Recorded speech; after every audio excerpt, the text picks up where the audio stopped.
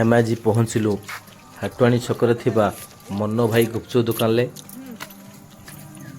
ଦେଖନ୍ତୁ ମୋ ଝିଅ ଖୁସିମା ଏବଂ ତା ମାମା ଯାଇ ପହଞ୍ଚିଲେ ମନ ଭାଇ ପାଖରେ। ସେଠି ପହଞ୍ଚିବା ଭିତରେ ମନ ଭାଇକି କୁହାଗଲା ଯେ ଲଙ୍କା ଟିକେ ପକେଇ ଦିଅ, ଗୁପଚୁପରେ ଟିକେ ମଜା ଅଲଗା ପ୍ରକାର ଲାଗିବ।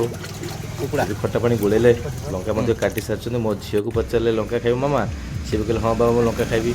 ଗୁପଚୁପଟା ମୋ ଝିଅ ପାଇଁ ସ୍ପେଶାଲ ଥିଲା, କାହିଁକିନା ସକାଳୁ ସକାଳୁ ସିଏ କହିଲେ ବାବା ମୁଁ ଗୁପଚୁପ ଖାଇବି, କିନ୍ତୁ ତା ମାମା ଆଗେ ଗୁପଚୁପ ଖାଇସାରିଲାଣି, ପଛରେ ତାକୁ ଦିଆଯାଉଛି।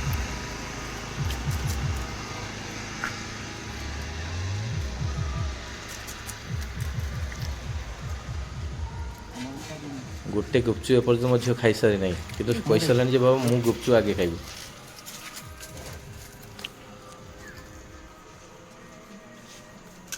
ଯଦି ଆପଣମାନେ କେହି ଗୁପଚୁପ ଖାଇବା ପାଇଁ ଚାହୁଁଛନ୍ତି ବିନା ପିଆଜରେ, ଏବେ ମୋ ପାଳି ପଡ଼ିଗଲା। ମୁଁ ବି ମଧ୍ୟ ଗୋଟେ ଗୁପଚୁପ ଖାଇଦେଲି, କାହିଁକିନା ମୁଁ ଭାତ ଖାଇକି ଯାଇଥିଲି। ଗୁପଚୁପ ମୁଁ ଖାଇପାରିବିନି। ଯଦି ଭିଡ଼ିଓଟି ଭଲ ଲାଗିଥିବ ଲାଇକ୍ କମେଣ୍ଟ ସେୟାର କରିବେ।